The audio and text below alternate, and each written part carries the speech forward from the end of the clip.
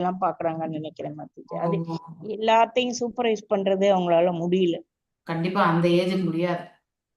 ரெண்டாவது சமைக்கிறதெல்லாம் சரியா இது இல்ல போல இருக்கு மாட்டேன், செய்ய முடியல. ஏதோ இது பண்ணா எல்லாத்தையும் சூப்பர்வைஸ் பண்றது அவங்களால முடியல. கண்டிப்பா அந்த ஏஜுக்கு முடியாது. I ரெண்டாவது think she's down. சமைக்கிறதெல்லாம் சரியா இது இல்ல போல இருக்கு மாட்டேன், கொஞ்சம் டவுனா தான் இருக்காங்க. எல்லாத்தையும் சூப்பர்வைஸ் பண்றது அவங்களால முடியல.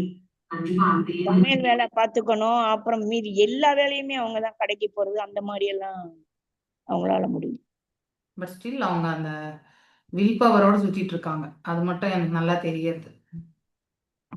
செஞ்சிருவோங்கிற ஒரு ஹோப் இருக்கு அவங்களுக்கு. ஆமா ஆமா, ஷீ ட்ரைஸ் ஆல்சோ பண்றாங்க. பட் பட் அவங்களுடைய அந்த என்னதான் பண்ணாலும் நம்மளுடைய வீக்னஸ், ஹெல்த் வீக்னஸ் வந்ததுன்னா நம்ம அதை நம்மளே அறியாம அது வெளியில தெரியும் இல்லையா? ஹெல்த் தான் முக்கியம் மாதாஜி. ஆமா அந்த இது இல்லைன்னா நமக்கு மேலேயே நமக்கு ஒரு கோபம், எப்ப பார்த்தாலும் ஒரு அழுக, ஒரு வேதனை, எல்லா எக்ஸ்பீரியன்ஸும் வருது. ஹெல்த் நம்ம இருந்தா நம்ம தான் இந்த இதுக்கே பெரிய இது மாதிரி நம்ம நினைப்போம். அதுதான் மனிதனுடைய மனம், எப்படி வேணாலும் சேஞ்ச் ஆயிடும் இந்த இல்லையா? வீட்டையே நம்ம தான் கட்டி ஆள்றோம்னு இருக்கோம். அதே உடம்பு சரியில்லைன்னா ஒரு டம்ளர் வெந்நீர் கேட்டா வெந்நீர் வேணும்னா கூட டிபெண்டன்சி ஆயிடும், அடுத்தவங்க மேல சார்ந்து இருக்கணும் இல்லையா? ஆமா. நாம் எப்பவுமே அடுத்தவங்க மேல சார்ந்து இருக்கக்கூடியவங்க தான் அப்படிங்கறத தெரிஞ்சுக்கணும். இந்த பௌதீக உலகத்துல எப்படி நம்ம குடும்பத்து மேல சார்ந்து இருக்கிறோமோ, ஆன்மீகத்துல வந்து நம்ம இறைவனையும் குருவையும் சார்ந்து இருக்கோம். ஸோ இந்த ஜீவனே வந்து அடுத்தவர்களுக்கு சேவகம் பண்ணக்கூடிய நிலைதான் அவனுடையது. அவன் எப்பவுமே தொண்டு புரியக்கூடிய மனப்பாங்கு கொண்டவன் இல்லையா? அதனால்தான் நம்ம எப்பவுமே servant, we are always servant only. அதை நாம் தெரிஞ்சுட்டா இங்க எதுவுமே பெருசா நம்ம ஆதிக்கம் செலுத்துறதுக்கு எதுவுமே கிடையாது அப்படிங்கறது வந்து ஏத்துக்கக்கூடிய பக்குவம் வரும். எது வரைக்கும் நம்ம அதை உணரலையோ அது வரைக்கும் நம்ம வந்து நான் தான் பெரியவன் அப்படிங்கிற அந்த ஒரு மனநிலையோட தான் நம்ம சுத்திட்டு இருக்கோம். அதனாலதான் நிறைய ப்ராப்ளம்ஸே நமக்கு வருது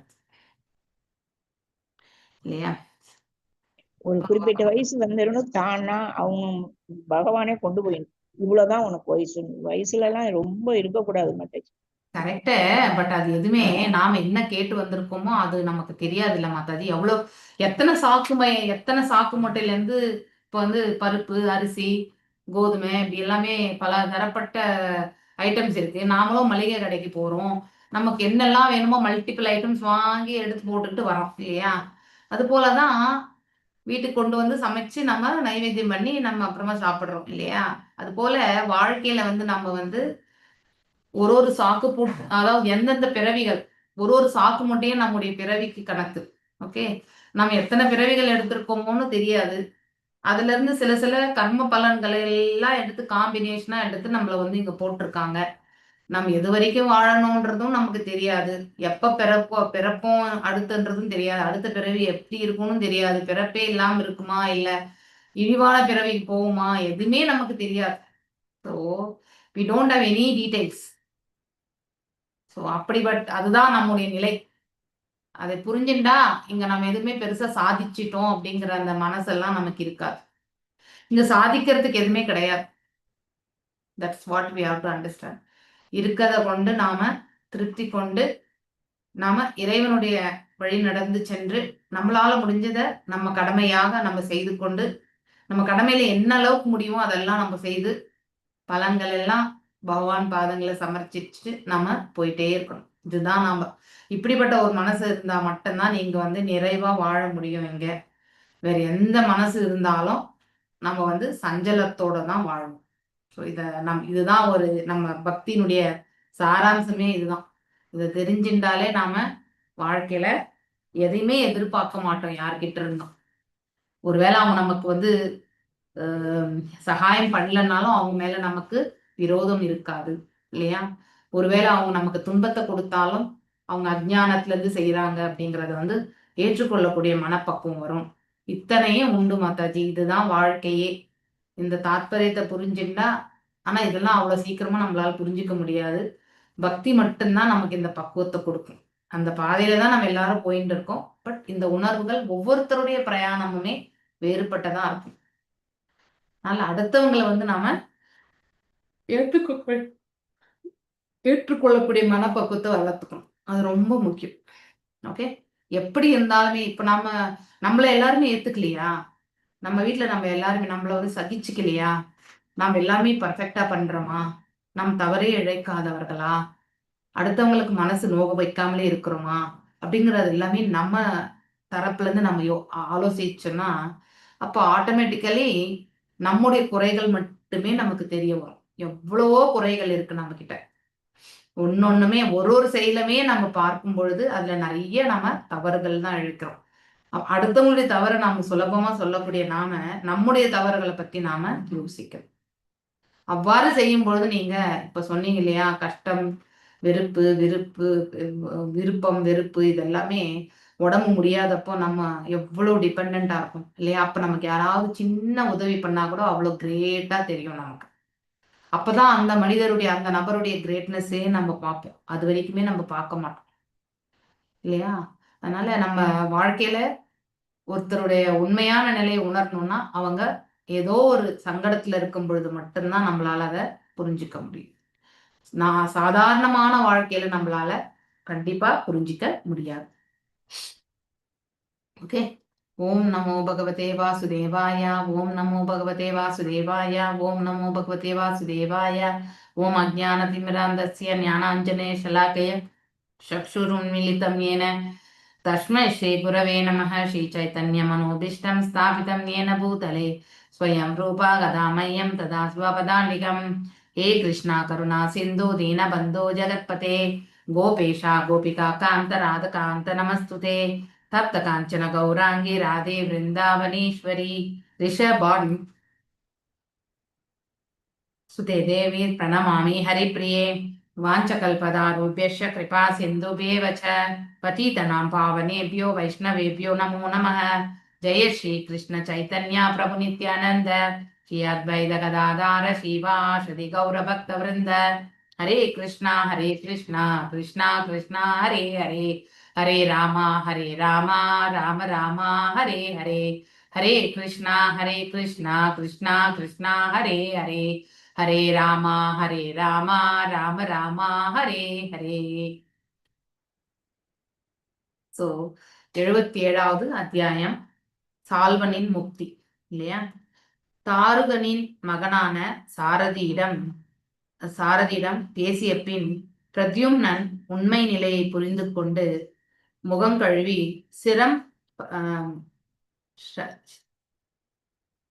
சிரபரிகாரம் செய்து கொண்டான்.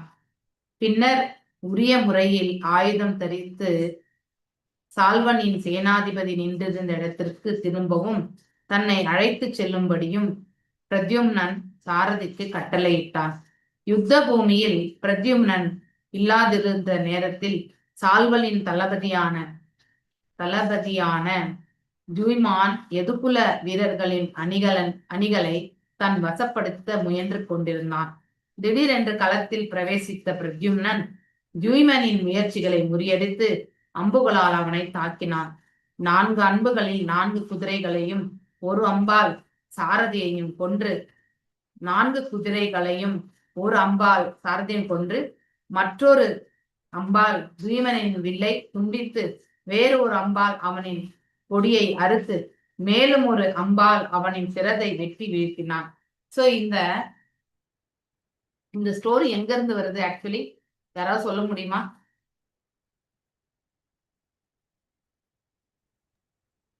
எது வம்சத்தோட சால்வனுடைய போர். இந்த சால்வன் யாரு ஆக்சுவலி? சால்வன் வந்து இந்த சால்வன் யாரு ஞாபகம் வருதா? துரியோதன தரப்பில் இருக்கக்கூடியவன் அவன். ஓகே, எது வம்சத்துக்கு அவன் யார்? பேசிக்கலி சால்வன் யாருடைய இது?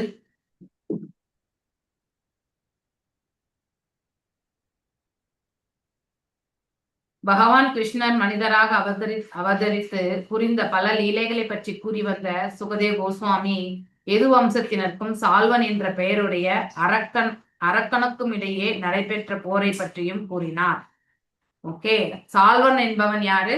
ஒரு அரக்கன். ஓகே, அத நாம தெரிஞ்சுக்கணும். சோ தாருகனின் மகனான தாருகன் அப்படிங்கிறவன் அவனும் ஒரு அசுரன். அவனுடைய மகன்தான் வந்து மகனான சாரதியிடம் பேசிய பின் பிரத்யும்னன் தாருகன் அவனுடைய மகனான சாரதியிடம் பேசிய பின் பிரத்யும்னன் உண்மையை நிலையை புரிந்து கொண்டு முகம் கழுவி சிரபரிகாரம் செய்து கொண்டு பின்னர் உரிய முறையில் ஆயுதம் தரித்து இப்ப வந்து பிரத்யும்னன் வந்து போருக்காக போறான், அவங்களுக்காக சப்போர்ட்டுக்காக போறான் இப்போ. சோ அங்க ஆல்ரெடி சால்வனுடைய சேனாதிபதி நின்றிருந்த இடத்துக்கு திரும்பி தன்னை அழைத்து செல்லும்படி கட்டளை இடுகிறான் அவனுடைய சாரதிக்கு. சோ யுத்த பூமியில் பிரத்யும்னன் இல்லாதிருந்த நேரத்தில் சால்வனின் தளபதியான துயிம்னன் வந்து எதுகுலத்தவர்களுடைய வீரர்களை எல்லாம் தன்வசப்படுத்தி இல்லையா. சோ அவ்வாறு அவன் வந்து செய்து கொண்டிருந்த போது பிரத்யும்னன் அங்கு வந்தப்போ அவனுடைய செயல்பாடு வந்து ஈடேறவில்லை. முதல்ல அந்த 4 குதிரைகள், அதுக்கடுத்து அவனுடைய அந்த கடிவாளம் இல்லையா, அடுத்து அந்த கொடியை அறுத்து அவனின் கொடியை அறுத்து மேலொரு கம்பால அவனுடைய தலையையுமே வெட்டினார். யாரு? பிரத்யும்னன். பிரத்யும்னன் யாருடைய மகன்? கிருஷ்ணருடைய யாருடைய? ருக்மிணி தானே? ருக்மணியினுடைய மகன். ருக்மிணியோட மகன். ருக்மிணியோட மகன். ஆமா. மற்ற போர் முனைகளில் கதன், சாத்தியகி, சாம்பன் போன்ற வீரர்கள் சால்வனின் படைகளை வீழ்த்தி கொண்டிருந்தார்கள். இவங்க எல்லாருமே எதுகுலத்துக்கு சப்போர்ட்டா இருக்கக்கூடியவங்க. சாம்பன் எல்லாருமே, சாத்தியகி இவங்க எல்லாருமே ஒரே குடும்பத்தவங்க இல்லையா எதுகுலத்துல. சால்வனுடன் ஆகாய விமானத்தில் இருந்து போர் வீரர்களும் கொல்லப்பட்டு அவர்கள் சமுத்திரத்தில் விழுந்தார்கள். இரு தரப்பினரும் ஒருவரையொருவர் கடுமையாக தாக்கிக் கொண்டார்கள். சால்வன் தரப்பிலும் சரி, எதுகுலத்திலும் சரி. ஓகே, இந்த கோர யுத்தம் 27 நாட்கள் இடைவிடாமல் நடந்தது. இதே மாதிரி யுத்தம் வந்து யாருக்கு இடையில நடந்தது? கிருஷ்ணருக்கும் அது என்னது, கரடியா இருப்பார், அவர் பேர் என்ன மறந்துச்சு.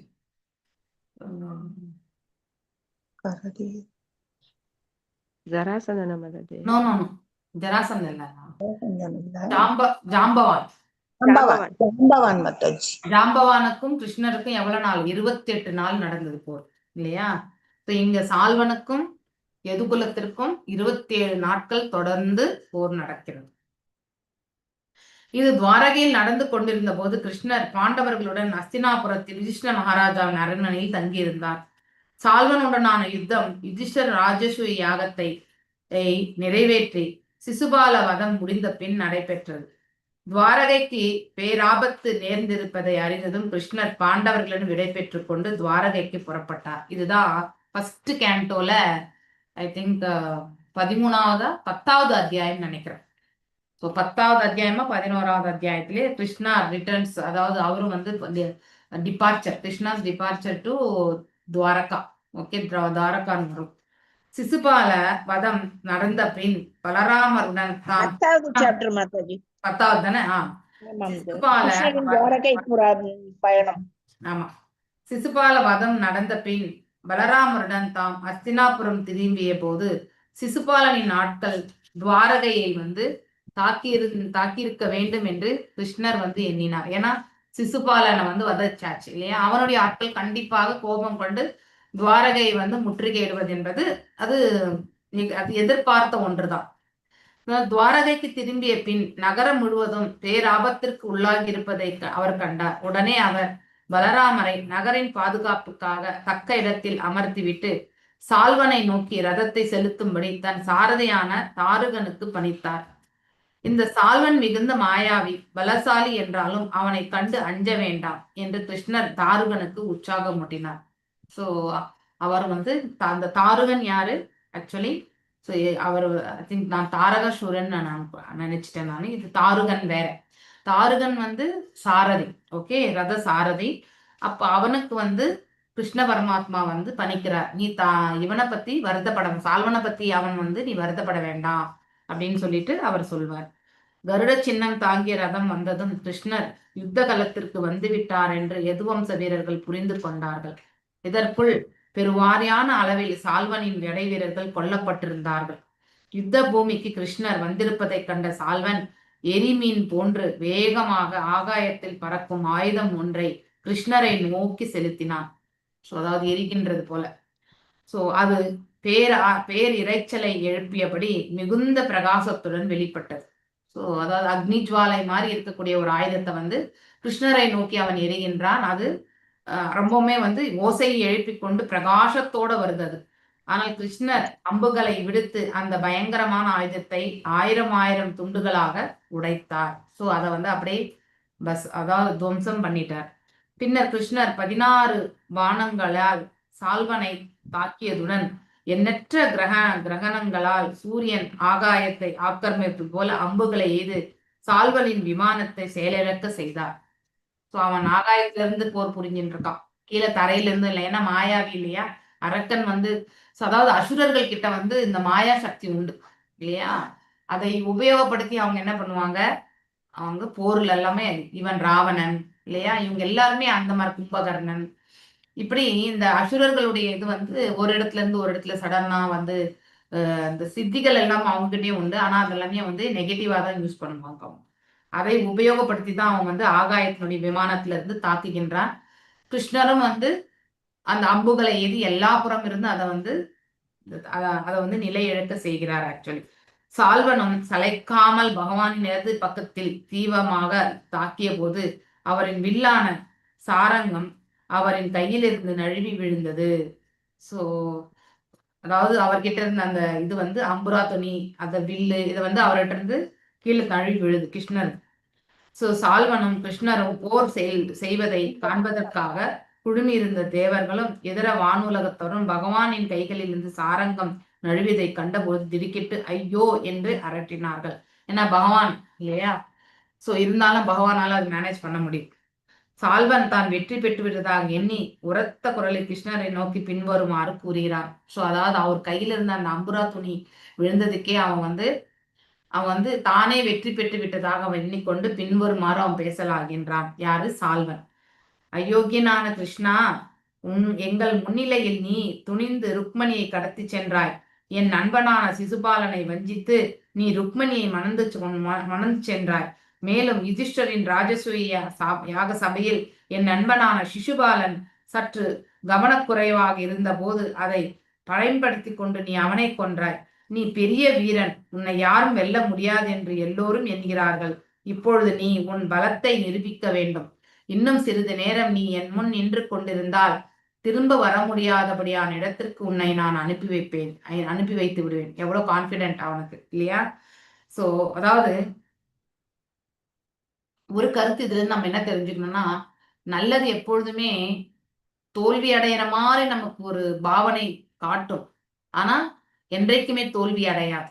தீயது எப்பவுமே உடனே வெற்றி கொன்றுவிடும். ஆனா அந்த தீயது வந்து அது வந்து கடைசி நேரத்துல வந்து எழுந்தே நிக்க முடியாத ஒரு நிலைக்கு வந்து அது தள்ளப்பட்டு விடும். இதுதான் தாத்பரியமே. சோ இந்த இடத்துல ஒரு சூழல் வந்து நம்ம இறைவன் இழந்துவிட்ட நிலைன்றது வந்து அவன் உணர்றான். ஆனா உண்மையிலே இறைவன் வந்து அவரை வந்து வீழ்த்த முடியாது அப்படிங்கிறத வந்து நிரூபிப்பார். ஆனா அந்த சிறு வெற்றி அவன் தரப்பிலிருந்து அது வெற்றியா அவன் கருதுகின்றான். உண்மையிலே அங்க வெற்றி எதுவும் கிடையாது இல்லையா. சோ அதையே அவன் வந்து வேற ஆனந்தம் கொண்டு பேசுறான். சோ என்னுடைய நண்பனான சிசுபாலனை நீ வதச்ச இல்லையா, இதெல்லாம் வந்து நீ ருக்மணியை கடத்தி சென்ற, இதெல்லாம் உனக்கு பெரிய இதுதான். நீ ஒரு பெரிய வீரன் என்றால் நீ இப்போ என்னோட வந்து நீ கண்டிப்பா இந்த போர்ல வந்து வெற்றி கொள்ளணும் இல்லையா. இன்னும் சிறிது நேரம் விட்டு வச்சா உன்னை நான் கண்டிப்பா வந்து நான் கொன்று விடுவேன் அப்படிங்கிற ஒரு அவன் வந்து மார்த்தட்டின்னு பேசுறான் அவன். இதற்கு கிருஷ்ணர் பின்வருமாறு பதிலளித்தார். முட்டாள் சால்வனே, நீ அறிவின்றி பேசுகிறாய். உன் முடிவு காலம் வந்துவிட்டதை நீ உணராமல் இருக்கிறாய். உண்மையான வீரர்கள் அதிகமாக பேசுவது கிடையாது. கரெக்ட் இல்லையா. ஸோ இங்கிலீஷ்ல ஒரு ப்ராவப் இருக்கு, empty vessels make much noise. அதாவது காலியான பாத்திரங்கள் வந்து அதிகமாக சப்தம் செய்யும், நிறைவான இருக்கக்கூட குடம் வந்து என்றைக்குமே தழும்பாது இல்லையா. ஸோ அது போலதான் இதுமே. ஸோ இங்கே சால்வனுடைய செயல்கள் வந்து வெற்று பாத்திரத்திற்கு அதாவது அந்த ஒரு ஊமையாக நாம எடுத்துக்கணும், ஒப்பிடப்பட்டிருக்கு. ஓகே, உண்மையான வீரர்கள் அதிகமாக பேசுவது கிடையாது, அவர்கள் தங்கள் வீரத்தை செயலில் காட்டுவார்கள். இதுதான் திறன். சோ இவ்வாறு கூறிவிட்டு பகவான் கிருஷ்ணர் தன் கதையால் சால்வனின் மார்பை பலமாக தாக்கினார். அடியின் வலிமையை தாங்க மாட்டாத சால்வன் இல்லையா, உடலினுள் காயம் ஏற்பட்டு ரத்தம் கசிய தொடங்கியதால் நடுக்கம் அடைந்தான். ஸோ பகவானுடைய ஒரே ஒரு கதை அடியாலேயே அவனால தாங்க முடியல. ஆனால் கிருஷ்ணர் அவனை மீண்டும் தாக்குவதற்குள் அவன் தன் மாய சக்தியை பயன்படுத்தி கண்ணுக்கு தென்படாமல் மறைந்து விட்டான். இன்னொரு அடிக்கு அவனால தாங்க முடியாது இல்லையா. இது நடந்த சில கணங்கள் முன்பின் தெரியாத ஒரு மர்ம மனிதன் கிருஷ்ணரின் முன்பு அழுதபடி வந்து நின்று தலை வணங்கி, பகவானே, உனது அன்னையான தேவகி உம்மிடம் ஒரு துரதிருஷ்டவசமான செய்தியை அறிவிக்கும்படி என்னை அனுப்பியிருக்கிறாள். உமது அருமை தந்தையான வசுதேவரை சால்வன் பலவந்தமாக பிடித்து சென்று விட்டான் என்று கூறினான். இது கேட்ட கிருஷ்ணர் ஒரு சாதாரண மனிதனைப் போல் மனம் கலங்கினார். சோ நம்ம இந்த பாவங்கள் எல்லாம் பார்க்கும் பொழுது பகவான் ஏன் வந்து மனிதனாக அவதரித்த போது மனித ரூபத்திலிருந்து மனிதன் செயல்படக்கூடிய அவ்வாறே அவரும் சில இடங்கள் எல்லாம் செயல்படுத்தினார் அப்படிங்கறத அவரும் திசை திருப்புகிறார் அந்த இடத்துல இல்லையா. அவரும் நம்புவதை போல அந்த இடத்துல இருக்கார். உண்மையிலே அவருக்கு எல்லாம் தெரியும், அனைத்தும் தெரியும். இந்த பிரபஞ்சம் முழுவதுமே அவருடைய ஆற்றலால் தான் வியாபித்திருக்கிறார். அவர் அநேக ரூபங்கள், செயல்கள் எல்லாமே, லீலைகள் எல்லாமே அவருடைய ஆன்மீக ஆற்றலை கொண்டுதான் இயங்கி கொண்டிருக்கிறது. சோ அவரும் அந்த ஆன்மீக ஆற்றலும் வேறு அல்ல, அந்தரங்க சக்தியும் அவரும் வேறு அல்ல அப்படிங்கறத நாம தெரிஞ்சுக்கணும். சோ இங்கே அவர் இவ்வாறு பேசும்போது ஓகே, அவரும் இவங்க என்ன எதிர்த்தரப்புல இருக்கவங்க என்ன நினைப்பாங்க, ஏன்னா அவர்கள் அசுரத்தன்மை உடையவர்கள் எப்பொழுதுமே தங்களுடைய நிலைக்கு தான் அடுத்தவர்களை சமப்படுத்தி பேசுவாங்க இல்லையா. ஆனா ஒரு தெய்வீக நிலை கொண்டிருப்பவர்களுக்கு ஒருவருடைய உண்மையான நிலை என்ன என்பதை வேறுபடுத்தி பார்க்கக்கூடிய அந்த பக்குவம் அவங்களுக்கு இருக்கும். இங்கே அசுரர்களுக்கு அந்த பக்குவம் என்பது கிடையாது. சோ இங்கே சால்வனும் மறைந்து விட்டான்.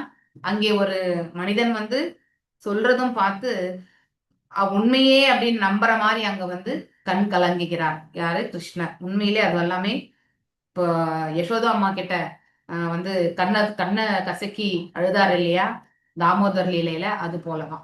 ஓகே, அவரின் முகத்தில் துக்கத்தின் சாயல் படர்ந்தது. அவர் பரிதாபமான குரலில் அழலானார்.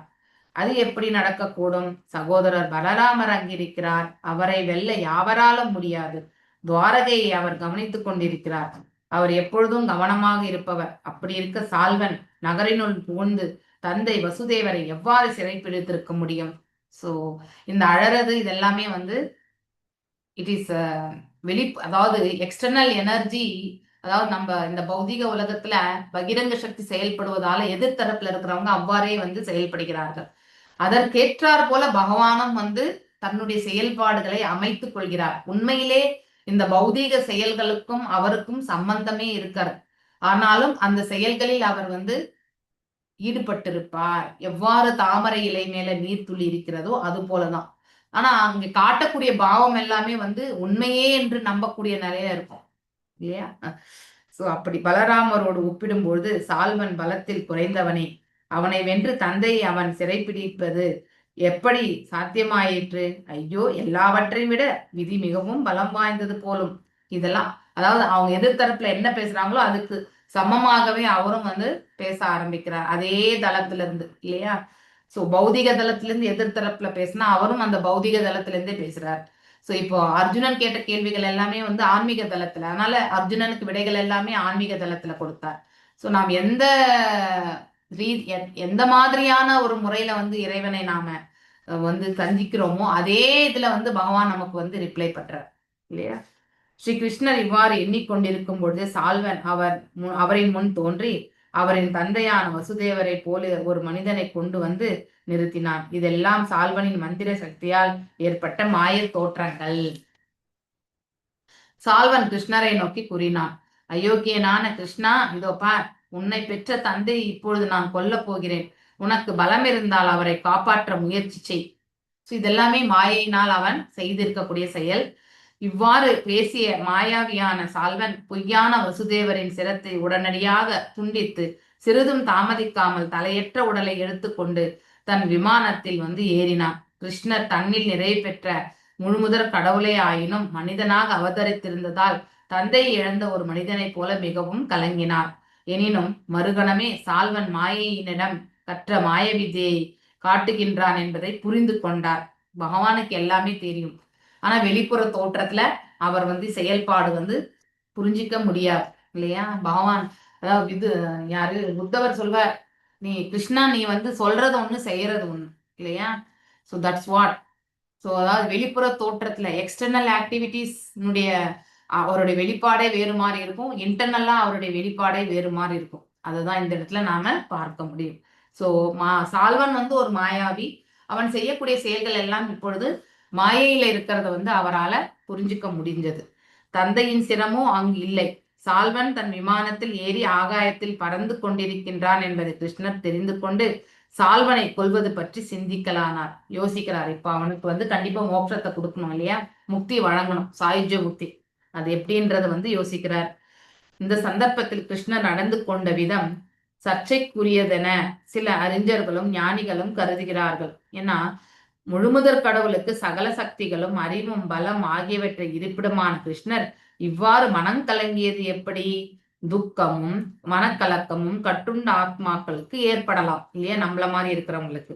ஆனால் பூர்ணமானவரும் சக்தியும் அறிவும் மற்றும் சிறப்புகளை நிரம்பியவருமான இந்த சச்சிதானந்த நிலையில இருக்கக்கூடிய முழுமுதற் கடவுளுக்கு இந்நிலை எவ்வாறு ஏற்பட்டது? இப்படின்னு ஒரு அறிஞர் கற்றறிந்தவர்கள் கண்டிப்பா கொஸ்டின் கேட்பாங்க இல்லையா?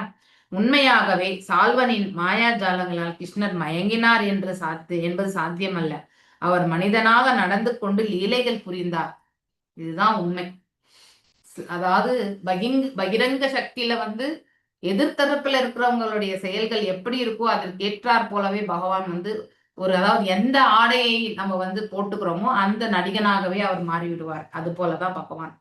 ஸோ அவருடைய லீலைகளை எல்லாமே வந்து அந்த தளத்துல பார்க்கலாம். உடல் தளத்துல இருந்து நாம் செயல்பட்டா உடல் தளத்துலதான் அவர் ரெஸ்பாண்ட் பண்ணுவார் கண்டிப்பா இல்லையா? ஸோ நாம் எப்பவுமே வந்து இங்க நமக்கு தேவையான செல்வங்கள் இதெல்லாம் வேணும் வேணும்னு கேட்டு நம்ம இறைவனையே நம்ம பிரார்த்தித்தாலும் பகவான் வந்து கொடுக்கிறார். ஏன்னா அது எல்லாமே பௌதிக தளம். இதே வந்து ஆன்மீக தளத்துக்கு சம்பந்தப்பட்டது கேட்கும்பொழுது அவரும் ஆன்மீக தளத்துல இருந்து அதை நமக்கு அருள் பாலிப்பார். ஸோ இறைவனுடையது எல்லாமே, இந்த செயல்கள் எல்லாமே லீலைகள் என்பதை நாம புரிஞ்சுக்க முயற்சி பண்ணணும். கிருஷ்ணரின் பாத கமலங்களில் சேவை செய்வதில் ஈடுபட்டு அதன் மூலம் ஆத்ம ஞானம் பெற்ற ஞானிகளும் முனிவர்களும் உடல் சார்ந்த வாழ்வின் குழப்பங்களை கடந்து நிற்கிறார்கள். ஸோ இதை நாம அதாவது பாடிலி பிளாட்ஃபார்ம் இல்லையா? அதாவது உடல் தளம், அதுக்கடுத்து புலன்கள் தளம், அடுத்து வந்து மனத்தளம், அடுத்து வந்து இது அறிவு தளம், அடுத்து வந்து ஆன்மீக தளம். ஸோ இந்த அசுரர்கள் எல்லாமே உடல் தளத்துல தான் செயல்படுவாங்க. இவந்தோ பகவான் ஆன்மீக தளத்துல இருந்தாலும் இந்த உடல் தளத்துக்கு கீழே இறங்கி வந்துதான் அந்த மாதிரி அவர்கள் நிலைக்கேற்றவாறு அவர் வந்து தன்னுடைய செயல்களை அமைத்துக் கொள்வார். ஸோ எந்த மேடையில இருக்காரோ அதுக்கேற்றவாறு பகவான் வந்து அந்த மேடைக்கு தகுந்த நடிகராக மாறிவிடுவார். ஸோ அவருடைய செயல்பாடுகள் எல்லாம் அவ்வாறே அது விளங்கும் அப்படிங்கிறத வந்து நாம புரிஞ்சுக்க முயற்சி பண்ணோம். ஆனா உண்மையிலே அந்த தளத்துல போய் அவர் வந்து தன்னுடைய சுபாவத்தை வந்து அதாவது ஒரிஜினாலிட்டியை வந்து இழக்கிறது கிடையாது. ஆனா அந்த நிலைக்கு அவர் சென்று அவ்வாறே அவர் வந்து செயல்படுவார். அதாவது அந்த பாவத்தை வந்து கொண்டு வருவார். ஓகே, அதை நாம தெரிஞ்சுக்கணும். மேலும் தனது மாயையால் கிருஷ்ணர் குழப்பம் அடைந்திருக்கிறார் என்று எண்ணிய கால்வன், ஏன்னா அவனை நம்ப வைக்கணும் இல்லையா? இவர் வந்து கண்ணில் தண்ணி விட்டாதானே.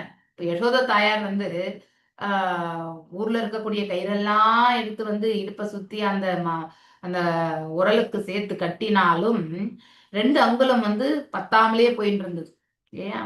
ஸோ இப்படி தாயார் கட்டுறத பார்த்து அந்த கண்ணில் வந்து கை மை தீட்டி இருக்கக்கூடிய அந்த கண்ணு வந்து கலங்கி, அதாவது அதெல்லாமே அழியக்கூடிய நிலை. கிருஷ்ணர் வந்து தாயை கண்டு பயந்தாரா? இல்லை, அங்கே அன்பு லீலை என்பது நடந்து கொண்டிருந்த வாத்சல்ய ரசம் வந்து நடந்து கொண்டிருந்தது. ஏன்னா பயம் என்று சொல்லக்கூடிய, அதாவது பயம் என்றால் இது நமக்கு மரணம் தான் நமக்கு பயம் இல்லையா? அந்த மரணத்துக்கு அதிபதியா இருக்கக்கூடிய யமராஜனுக்கே பகவானை கண்டா பயம் இல்லையா? அப்படி இருக்கும்பொழுது பயத்திற்கே அதிபதியான பயம், அந்த பயமே வந்து பகவானை கண்டு பயப்படும் பொழுது தாயாரை கண்டு பகவான் எவ்வாறு பயம் கொள்வார்? கண்டிப்பா கிடையாது. அவர் வந்து he want to rejoice. ஏன் பகவான் இப்படி வந்து நடந்துக்கிறார்? அவருக்கும் அந்த லீலைகள்ல வந்து தான் வந்து ஆனந்தம் கொள்ளணும்ன்ற ஒரே ஒரு காரணத்துக்காகத்தான் அவ்வாறு செய்யறது இல்லையா? கண்ணை கசக்கி, அதாவது அழுதுன்னு நிக்கிறது அந்த உரலோட கட்டும்போது கிருஷ்ணர் இல்லையா? அது போலதான் இப்போ ஷால்வனை நம்ப வைக்கணும்னா அவர் இமிடியேட்டா வீராவசன் அவருடைய ஆன்மீக நிலையிலிருந்து அவர் வந்து ரிப்ளை பண்ணியிருந்தா, பதில் சொல்லியிருந்தா, சால்வன் வந்து அவன் என்ன செய்வான்றதை கண்டுபிடிக்க முடியாது. அதே அவனுடைய தளத்துல நின்னு நாம பதில் சொன்னோம்னா, அதாவது நின்னா அவருடைய பாவங்கள் வந்து அவன் அதே மாதிரி ஒத்த பாவத்துல இருந்து அவர் ரிப்ளை பண்ணாருன்னா, கண்டிப்பா அவன் அவன் அடுத்து என்ன செய்வான்றது வந்து வெளிப்படுத்துவான். அதை கொண்டுதான் நாம வந்து அவர் வந்து அந்த செயல்ல வந்து அந்த எதிரியை வந்து வதைக்கணும்னா கூட அவ்வாறு முடியும் இல்லையா? சோ அதுதான் உண்மையான நிலை. தனது மாயையால் மாயைக்கே இவர் வந்து மாஸ்டர் இல்லையா? அவர்தான் வந்து தலைவரே. சோ அஷ்ட சித்திகளுக்கே வந்து அதிபதி அவர். அப்படி இருக்கும் பொழுது இந்த அசுரர்களுடைய மாயையை அவரால வந்து கட்டுப்படுத்த முடியாதா என்ன? கண்டிப்பா முடியும். தனது மாயையால் கிருஷ்ணர் குழப்பம் அடைந்திருக்கிறார் என்று எண்ணிய சால்வன் அவன் அவ்வாறு எண்ணுவதற்காக தான் பகவான் அப்படி செய்தார். மேலும் உற்சாகம் அடைந்து அதிகமான பலத்துடன் சக்தியுடனும் கிருஷ்ணரின் மீது அதாவது பானங்களை சரமாரியாக பொழிந்தான் அவன். ஆனால் சால்வனின் உற்சாகத்தை நெருப்பை நோக்கி வேகமாக பறந்து செல்லும் ஈக்களின் செய்களை போல ஒப்பாக கூற வேண்டும் இல்லையா? இந்த விட்டில் பூச்சி இருக்கு இல்லையா? அது பிரகாசத்தை நோக்கி செல்லும் இல்லையா? சோ அந்த பிரகாசத்தினால் வந்து போகும் பொழுது அங்கே வந்து அந்த விளக்கு வெளிச்சத்துல வந்து அது வந்து மடியத்தான் வேண்டும். அது போலதான் இந்த அசுரனுடைய செயல்பாடுகள் இல்லையா? பகவான் கிருஷ்ணர் சக்தி வாய்ந்த தன் அம்புகளால் சால்வனை காயப்படுத்தி அவனின் கவசம், வில், மணிமகுடம் ஆகியவற்றை தகர்த்தெறிந்தார். ஒன்னொன்னா அவனுக்கு வந்து போயிடுது. அவன் கையில இருந்து வில்லு போச்சு, அவனுடைய கவசம் போச்சு, அவனுடைய தலைமையில இருந்த மகுடம் போச்சு, எல்லாத்தையும் எடுத்துட்டார். பின்னர் கிருஷ்ணன் தன் கதையால் மிகுந்த பலத்துடன் சால்வனின் ஆகாய விமானத்தை தாக்கிய போது விமானம் பல துண்டுகளாக நொறுங்கி கடலில் விழுந்தது. சோ இது இறைவனுடைய சக்தி இல்லையா? ஆனால் சால்வன் கடலில் விழுவதற்கு பதிலாக முன்னெச்சரிக்கையுடன் தரையில் குதித்து பகவான் கிருஷ்ணரை நோக்கி வேகமாக முன்னேறினான். சோ அந்த விமானத்திற்கு தாக்குதல் வந்ததுனால அந்த விமானத்துல இருந்து அவன் குதிச்சுட்டான். ஆனா விமானம் வந்து சுக்குநூறாக அந்த கடல்ல வந்து விழுந்தது. அவனின் கைகளை துண்டித்து வீழ்த்தினார். இறுதியில் அதாவது கிருஷ்ண பகவான் வந்து கிருஷ்ணரை தாக்குவதற்காக சால்வன் வேகமாக அவரை நோக்கி ஓடி வந்தபோது அவர் தன் கதையால் அவனின் கைகளை துண்டித்து வீழ்த்தினார். ஓகே. மேலும் வந்து இறுதியில் சால்வனை கொல்வதற்கென்று முடிவுடன் கிருஷ்ணர் தனது வியப்பூட்டும் சக்கராயுதத்தை கையில் எடுத்தார். ஓகே, சுதர்ஷன சக்கரம். ஓகே, அது ஊழிக்காலத்து சூரியனை போல மிகுந்த பிரகாசத்துடன் விளங்கியது. ஊழிக்காலம் இல்லையா? ஊழிக்காலம் என்னது அது? அதாவது ஊழிக்காலம் என்றால் பிரளயம் வரக்கூடிய காலம் இல்லையா? அந்த ஊழி காலத்துல வந்து இருக்கக்கூடிய அந்த நிலை, அந்த இடத்துல அவர் வந்து பார்க்கிறார். மிகுந்த பிரகாசத்துடன் விளங்கியது சூரியன். அதாவது மறையக்கூடிய காலத்துல வந்து சூரியன் எவ்வளவு பிரகாசமா இருக்கும் அது போல இருந்தது என்று சொல்லப்படுகிறது. மேலும் கிருஷ்ணர் சால்வனின் சிரத்தை துண்டித்ததும் அது கர்ண குண்டலாங்களாக மற்றும் கிரீடத்துடன் தலையில் விழுந்தது. தேவேந்திரனால் விராட சூரன் கொல்லப்பட்ட அதே முறையில் சால்வனும் வந்து கொல்லப்பட்டார். விராட சூரன் என்பவரையுமே இவ்வாறு தான் வதைத்ததாக இந்த இடத்துல மேற்கோள் காட்டப்படுகிறது. சால்வன் கொல்லப்பட்டதும் அவனின் படை வீரர்களும் அனுதாபிகளும் ஐயோ என்று அரற்றினார்கள். அவர்கள் இவ்வாறு கதறிய போது சொர்க்கலோகத்தில் இருந்த தேவர்கள் கிருஷ்ணர் மீது அதாவது மலர் மாறி பொழிந்து மத்தளங்களையும் கொம்புகளையும் இசைத்து கிருஷ்ணரின் வெற்றியை வந்து கொண்டாடினார்கள். சோ கடைசியில சால்வன் வந்து கொல்லப்பட்டான். அப்பொழுது சிசுபாலனின் மற்ற நண்பர்களான தந்தவக்ரன் போன்றவர்கள் அங்கு தோன்றி சிசுபால வதத்திற்கு வஞ்சம் தீர்த்து கொள்வதற்காக கிருஷ்ணருடன் போர் செய்ய முனைந்தார்கள். சோ யாரு? சிசுபாலனுடைய நண்பர்கள் தந்தவக்ரன் கிருஷ்ணரின் முன்பு தோன்றிய போது மிகுந்த கோபத்துடன் காணப்பட்டார். என்ன? தன்னுடைய நண்பன் வந்து கிருஷ்ணரால வதைக்கப்பட்டதால. பக்தி வேதாந்தர எழுதிய கிருஷ்ணர் என்னும் நூலின் 77ஆம் அத்தியாயமான சால்வனின் முக்தி இவ்வாறு நிறைவு பெற்றது. ஓகே, சோ நெக்ஸ்ட் வந்து தந்தவக்ரன், விதூர மற்றும் ரோமஹர்ஷன வதம் வந்து இவர் பண்ணுவார் இல்லையா? யாரு? பலராம். ஓகே, இப்ப தந்தவக்ரன் வந்து விதூரத மற்றும் ஹோரோமஹர்ஷ வதம். இப்ப சிசுபாலன், சால்வன் மற்றும் பவுண்ட்ரன் மடிந்த பிறகு, இவங்க எல்லாம் மடிந்த பிறகு தந்தவக்ரம் ஒருத்தர் இருக்கான் என்று பெயர் கொண்ட மற்றொரு அசுர அரசன் தன் நண்பனான சால்வனின் மரணத்திற்கு ஒருத்தருக்கு பழிவு. இப்போது சிசுபாலனை வதத்திற்கு பழி தீர்க்கணும்னு வந்து யார் வந்தது?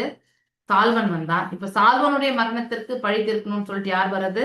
தந்தவக்ரன் வருகிறான். ஆக்சுவலி மிகுந்த ஆத்திரம் அடைந்த தந்தவக்ரன் சரியான ஆயுதங்களை கூட எடுத்துக்கொள்ளாமல் ரதமும் இன்றி போர்க்களத்திற்குள் வந்தான்.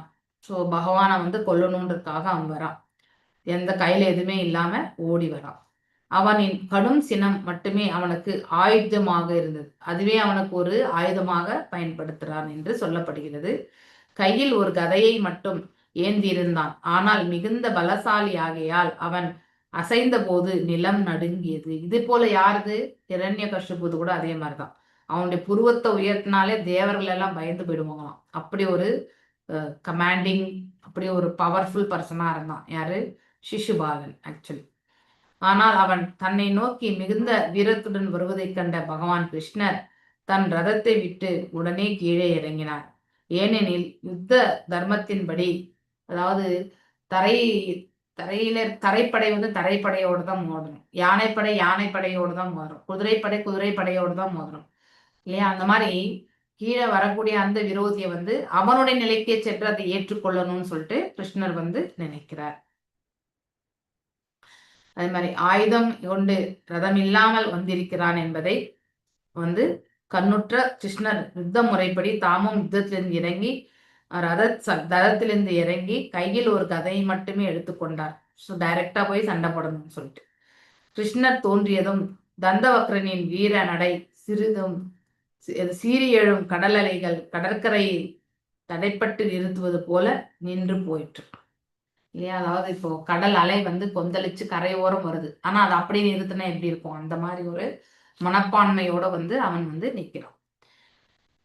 கருஷாவின் அரசனான தந்தவக்ரன் கிருஷ்ணரின் முன்பு கதை ஏந்தியபடி, அதாவது ஏந்தியபடி உறுதியுடன் நின்று பின்வருமாறு பேசினான். கிருஷ்ணா, உன்னை நேருக்கு நேர் சந்திக்கும் இந்த அரிய வாய்ப்பை நான் மகிழ்ச்சியுடன் வரவேற்கின்றேன் அப்படின்னு சொல்லிட்டார். யாரு? அந்த அசுரன்.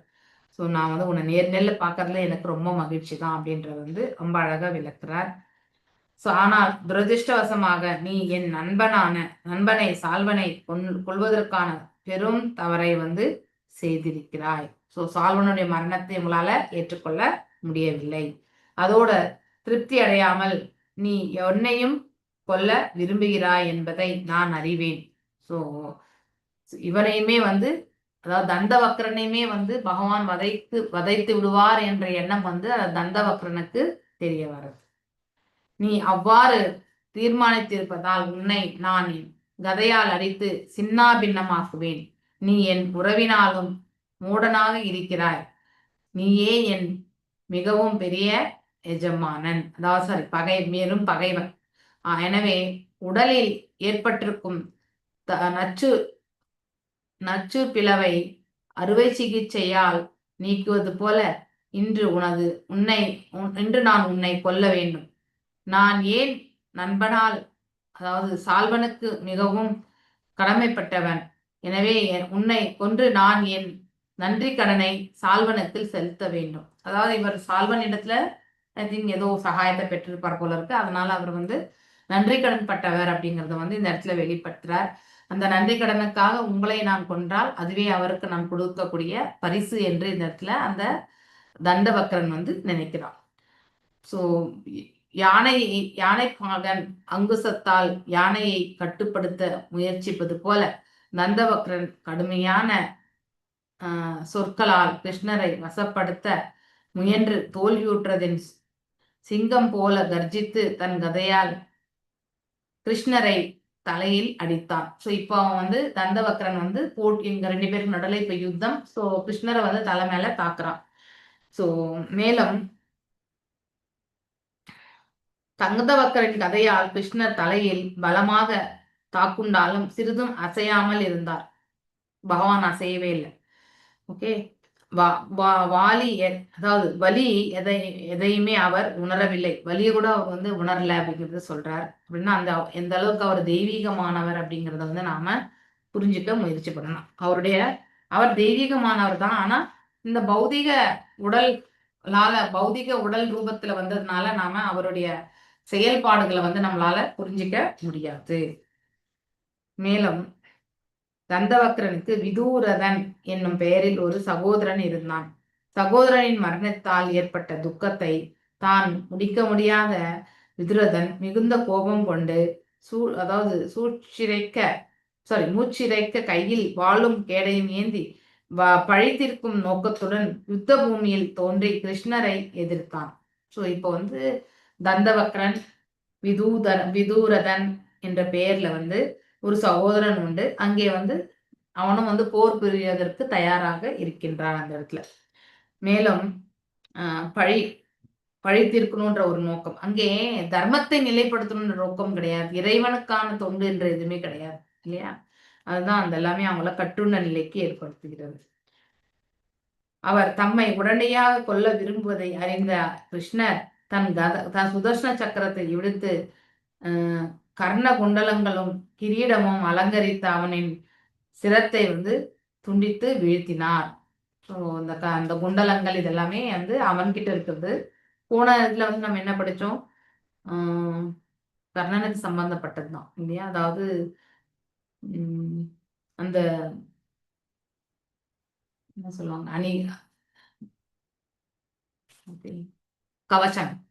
கவச்சங்கள் வந்து சொல்லப்பட்டது. இப்ப வந்து என்ன சொல்லப்பட்டிருக்குங்க இந்த இடத்துல, கிரீடங்கள் அந்த குண்டலங்களும் மாதாஜி. இவ்வாறாக சால்வனை கொன்று அவனின் விசித்திர விமானத்தை தகர்த்து பின் தந்தவக்ரனையுமே விதூரகனை கொன்று முடித்தார் கிருஷ்ணர். தம் தலைநகரான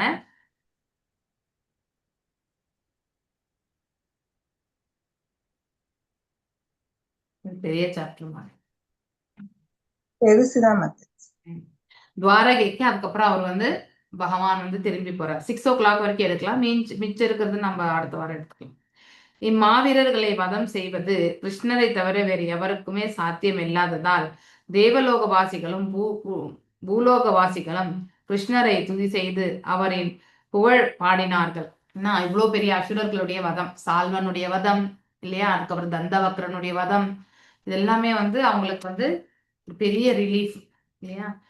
மேலும் யக்ஷர்கள், கிண்ணறர்கள், சாரணர்கள் ஆகியோரும் கிருஷ்ணரின் வெற்றியை பெரும் ஆர்வத்துடன் பாராட்டி அவர் மீது மலர் மாறி பொழிந்து அவரின் புகழை வந்து பாடினார்கள். ஸோ இது தேவர்களுடைய கதை. மேலும் துவாரகையின் குடிமக்கள் நகரை கோலாகலமாக அலங்கரித்து பெரும் விழா கோலம் கொண்டிருந்தார்கள். பகவான் கிருஷ்ணர் நகரினுள் வலம் வரும் பொழுது விருஷ்ணி வம்சத்தினரும் யது வம்ச வீரர்களும் மிகுந்த மரியாதையுடன் வந்து அவரை வந்து பின்தொடர்ந்து சென்றார்கள். துவாரகைக்கு வந்த பிறகு பகவானையே பின்தொடர்ந்து செல்கிறார்கள். சுவாமி ஆனவருமான பகவான் கிருஷ்ணரின், சுவாமி என்றால் என்ன, கோஸ்வாமி இல்லையா. கோஸ்வாமி புலன்களை கட்டுப்படுத்துவர் தான் வந்து கோஸ்வாமி. புலன்களை மீதே வந்து அதாவது புலன்களையே உபயோகப்படுத்தி புலன்களாலே வந்து எல்லாமே செயல்படுத்தக்கூடியவர்கள் வந்து உலகாயுதவாதிகள் ஆகிறார்கள். ஸோ நாம எந்த ரகத்துல இருக்கோன்றது நாம தான் டிசைட் பண்ணணும். ஆனால் உண்மையில் முழுமுதற் கடவுளான அவரை யாரும் வெளியுற செய்ய முடியாது. ஹிருதயத்துல இருந்தாலும் அவரை வந்து வெளிப்படுத்த முடியாது. அவர் ஒருவரே கடவுள், மற்ற எல்லா தேவர்களும் அவருக்கு கீழ்ப்படிந்த அவரின் அதாவது கட்டளைகளை நிறைவேற்றுபவர்கள் ஆவர். ஸோ கண்டிப்பா இல்லையா, நாம் எல்லாரும் கூட இறைவனுடைய கட்டளை மட்டும்தான் ஏற்று நடத்துறோம். நம்ம உள்ளுக்குள்ள இருந்து சைத குருவா நமக்கு வழிநடத்தி கொடுத்திருப்பவரும் அவர் தான் அப்படிங்கிறத வந்து சொல்லணும். குரு வம்சத்தினர் இரு தரப்பினரான பாண்டவர்களுக்கும் கௌரவர்களுக்குமே ஒரு யுத்தம் நடக்க விரும்பியதாக பலராமர் வந்து கேள்விப்பட்டார். அதில் பலராமர் மத்தியஸ்தராக இருப்பதென்று முடிவாயிற்று. ஸோ இந்த கதை வந்து நம்ம பார்க்கும் பொழுது இப்போ யுத்தம் முடியறது இல்லையா? யுத்தம் முடிஞ்ச பிறகு பெரிய அழிவு. அதுக்கப்புறம் யுதிஷ்ட மகாராஜா வந்து அரச பதவியில வந்து அதாவது அலங்கரிக்கிறார். ஸோ முந்தைய அரசனாக இருந்த திருதராஷ்டிரன், அதாவது தன் மனைவியோட காட்டுக்கு சென்று, இதெல்லாம் நம்ம ஃபர்ஸ்ட் கேண்டோல படிச்சிருக்கோம் இல்லையா? ஸோ அங்கே வானப்பிரஸ்த நிலையில் வந்து பக்தியை கொண்டு இறைவனுடைய பிரார்த்திச்சு இந்த பிரபஞ்சத்தை விட்டு செல்லக்கூடிய அந்த பாக்கியத்தை, அந்த ஒரு பாக்கியத்தை அவன் பெறுகிறான். ஸோ அதனால இது அவருக்கும் பிடிபடவில்லை. யுத்தம் நடக்க விரும்பியதாக பலராமர் கேள்விப்பட்டார். அதில் பலராமர் மத்தியஸ்தராக இருப்பதென்று முடிவாகி இருந்தது. சமாதானப்படுத்தணும் இல்லையா? ஸோ ஒரு யுத்தத்துக்கு முன்னாடி ஒரு சமாதானம் என்பது மிக மிக முக்கியம். ஸோ அது போலதான் இதுவுமே வந்து முதலில் அவர் பிரபாக்ஷேத்திரம் என்னும் இடத்தை அடைந்தார். அங்கு அவர் நீராடி பிராமணர்களை திருப்திப்படுத்தி இல்லையா முறைப்படி வந்தனம் செலுத்தினார். இந்த தீர்த்த யாத்திரை வந்து மரியாதைக்குரிய சில பிராமணர்களுடன் சரஸ்வதி நதியில் கரையிலிருந்து புண்ணிய குலங்களான யாத்திரை செய்வதென்று பலராமர் வந்து தீர்மானிக்கிறார். ஸோ இதுக்கப்புறம் வந்து ரோமார்ஷனுடைய வதம் வரும் இல்லையா? ஸோ மேலும் பிரதுகூரம், பிந்துசரம், திருதகூபம் இல்லையா, சுதர்சன தீர்த்தம், விலாச தீர்த்தம், பிரம்ம தீர்த்தம், மேலும் வந்து சக்கர தீர்த்தம், இத்தனை தீர்த்தங்கள் அப்படின்னா இதெல்லாமே நீர்நிலைகள். ஓகே, ஸோ வெவ்வேறு நிலைகள் ஆகிய தலங்களுக்கு அவர் விஜயம் செய்தார். அதன் பின் அதாவது யமுனை, கங்கை நதிகள் கரையிலிருந்து முக்கிய தலங்களுக்கு அவர் சென்று வழிபட்டு நைமிஷாரண்யம் என்ற தலத்தை வந்து அடைகின்றார். யாரு? இந்த பக்தர். நான் இதோட இன்னைக்கு நிறுத்துறேன். ஓகே, வாஞ்ச கல்பதாருபியஸ்ச கிருபா சிந்துபியவச்ச பதிதனாம் பாவனேபியோ வைஷ்ணவேபியோ நமோ நமः. அனந்த கோட்டி வைஷ்ணவ விருந்த கி ஜெய். நாமச்சரி ஹரிதாஸ் தாகூர் கி Jai. Hare Krishna Krishna Krishna Hare Hare, Hare Ram Ram Ram. Page number 741. So இதனுடைய இது வந்து நான் அடுத்த வாரம் உங்களுக்கு தொடர்றேன். நோட் பண்ணி வச்சிட்டேன் மாதாஜி. தேங்க்யூ மாதாஜி. ஹரே கிருஷ்ணா மாதாஜி, தண்டவத் பிரணாம். ஹரே கிருஷ்ணா. ஹரே கிருஷ்ணா பிரபுஜி. நீங்க எல்லாருமே இந்த ஃபார்ம் வந்து ஃபில் பண்ணுங்கோ. எங்கேயாவது ஒரு கிளாஸ்ல ஃபில் பண்ணா போறோம். Okay, I think Mohandas Prabhuji நிறைய குரூப்ஸ்ல போட்டுன்னு இருக்கார். ஓகே, விஜயகுமாரி மாதாஜி வந்து ஐ வில் ஆஸ்க் ஹர். அதெல்லாம் நாங்க ஃபில் பண்ணி அனுப்பிடுக்கோம் மாதாஜி. மோகன்தாஸ் பிரபுஜி அனுப்புனது. லெவல் 2ல பபிதா மாதாஜி போட்டிருக்காங்க. நான் அதுலதான் நான் ஃபீல் பண்ணேன். பபிதா மாதாஜி நீங்க எந்த லெவல்ல இருந்தாலுமே அந்த எல்லா குரூப்லயுமே போடுவாங்க. தயவு செஞ்சு ஃபில் பண்ணுங்க. அதுதான் நம்ம தமிழ் மக்களுடைய ஸ்ட்ரென்த். அதனால 35 பேர் 34 பேர் வந்து நீங்க சம்டைம்ஸ் 33 32 பேர் வந்து இப்ப 32 பேரே நீங்க பாகவதம் கேட்டீங்கன்னா அதுலயே பாகவதத்திலயே 32 பேர் வந்துடுறாங்க இல்லையா? அதுல சில பேர் வந்து பக்தி வைபவ், மேபி ஒரு 5-6 பேர் வந்து பக்தி வைபவ்ல இருப்பாங்க. மிச்சம் எல்லாமே வந்து காமனா இருக்கக்கூடிய டிவோட்டிஸ் தான். அதனால வந்து நீங்க இதெல்லாம் ஃபில் பண்ணி சப்மிட் பண்ணுங்க. ஓகே, டெய்லி சப்மிட் பண்ணுங்க. என்ன மாதிரி ஒண்ணுதான் மத்தது. இன்னைக்கு ஒரு நாள் டேட்டாக்காக அது கேட்டிருக்கிறது, அவ்வளவுதான். ஆமா, அது எப்ப ஸ்டார்ட் பண்ணுவாங்க மோஸ்ட்லி சனிக்கிழமை தான் தெரியும். அப்ப தெரிஞ்ச பிறகு நான் சொல்றேன். ஓகே, ஹரே கிருஷ்ணா. வாஞ்ச கல்பதாருபியஸ்ச கிருபா சிந்துபியவச்ச பதிதனாம் பாவனேபியோ வைஷ்ணவேபியோ நமோ நமः. அனந்த கோட்டி வைஷ்ணவ விருந்த கி ஜெய். நாமச்சாரிய ஹரிதாஸ் தாகூர் கி ஜெய். ஹரே கிருஷ்ணா கிருஷ்ண கிருஷ்ண ஹரே ஹரே, ஹரே ராம ராம ராம ஹரே ஹரே. தேங்க்யூ மாதாஜி. தேங்க்யூ மாதாஜி.